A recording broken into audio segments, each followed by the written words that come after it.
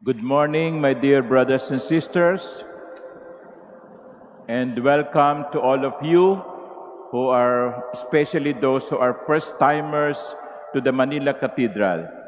And in a special way, let us welcome in our midst the students and staff of St. Aloysius College in Sydney, Australia.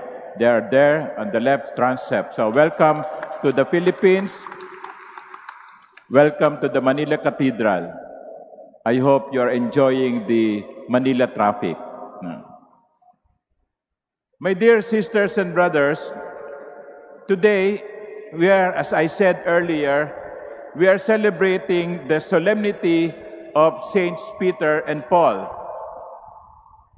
That's why within the sanctuary at the altar, you can see the two images of Saints Peter and Paul. They are considered to be the pillars of the church. That's why even on a Sunday, their solemnity is celebrated to give importance to these two great men. But basing ourselves on what we read in the Gospels in the New Testament, we can see how these two great men are so different from one another. It's just like night and day. For example, Peter. Peter is a married man, a family man. Remember, Jesus healed his mother-in-law when she got fever, while Paul was a celibate. He never married. Peter was a local fisherman, just like what you see along Nabotas and Malabon, Manila Bay. While Paul was an educated man, a scholar, an expert in the Jewish law. Peter can be considered quite ordinary. Without his association with Jesus, Peter would not have been remembered. But Paul also, though an expert, a scholar, he was zealous in pursuing and punishing the church.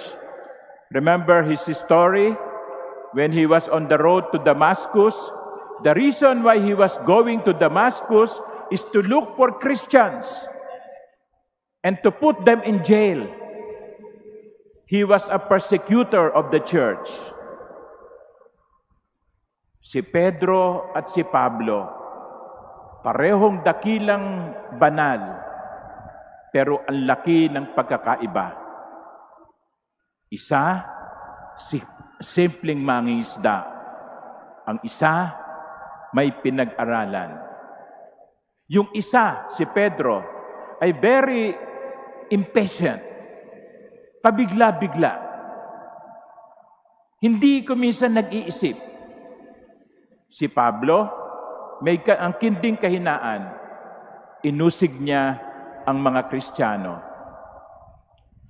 These two great men were imperfect persons. But why did Jesus choose them? Why did Jesus call them to a special mission? Peter, to be the prince of the apostles, to be the leader of the disciples. Paul, the apostle to the Gentiles. Alam naman siguro ni Jesus kung anong klase ng tao si Pedro. Alam naman siguro ni Jesus kung anong ginagawa ni Pablo sa kanyang mga alagad. Pero bakit sila pinili? Bakit sila hinirang? And here, you can find the secret. Jesus chooses someone not because he is perfect,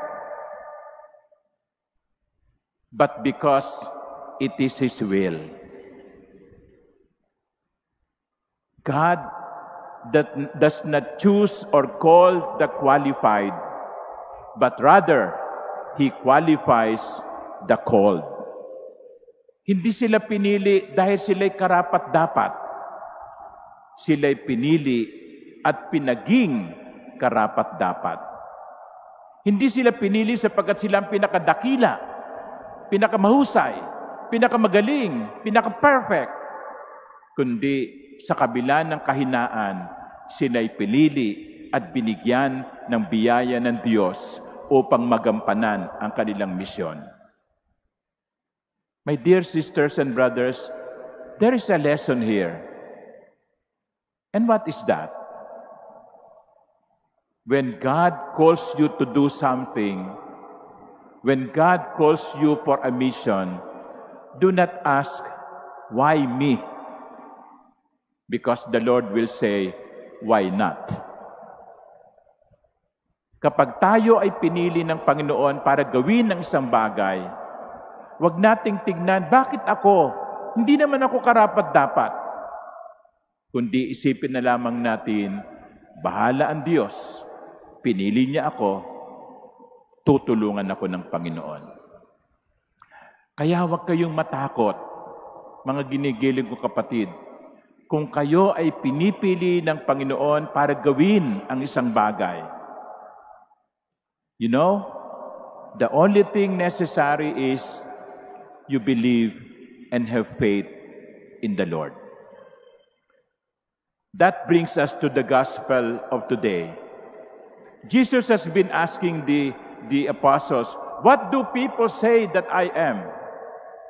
And they gave different answers. Well, some say you are John the Baptist. Others say you are Elijah. After listening to their answers, Jesus asked them point blank, what about you? Ikaw? Kayo? Tinatanong ko kayo ngayon, hindi yung kung ano yung sinasabi na iba, kundi kayo, anong sinasabi ninyo tungkol sa akin? You see, the Lord is also asking that the same question to you, my dear brothers and sisters, to you today. Ikaw, sino ako para sa iyo? Huwag niyo sabihin yung narinig niyo sa iba, kundi ipahayag ninyo kung sino si Jesus para sa inyo. You know, there are things that we cannot allow others to do for us. There are things that we have to do ourselves. We cannot ask somebody to eat for us. Ikain mo nga ako. Hindi. Ikaw ang dapat kumain. Hindi mo pwede sabing, iligo mo nga ako. Ikaw na nga maligo para sa akin. Hindi.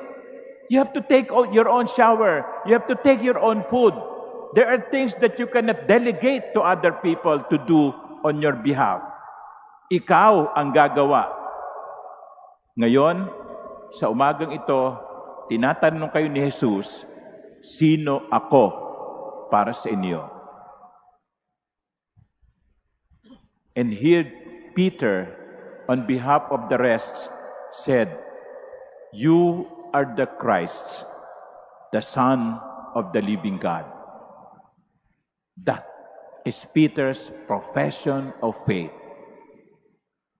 You are the Christ.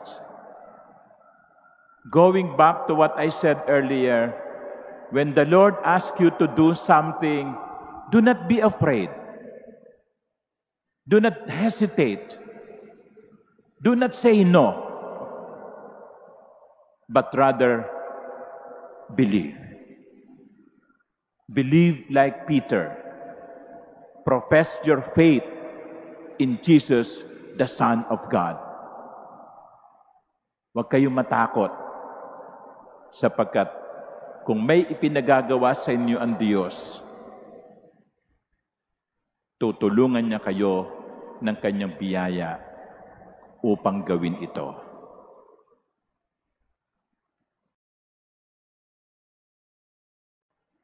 Kaya sa umagang ito, mga kapatid, tanungin ninyo ang inyong sarili, ano ang gusto ng Diyos na gawin ko? Ano ang ipinagagawa ng Diyos sa akin? Ask yourself, what does the Lord want me to do today? What does the Lord want me to do today?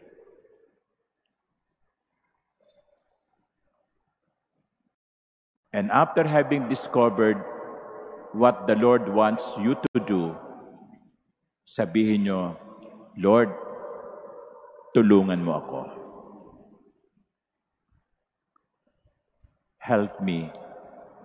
I believe in you.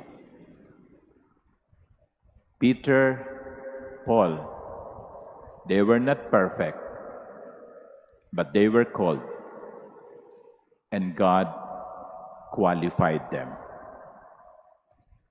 Amen.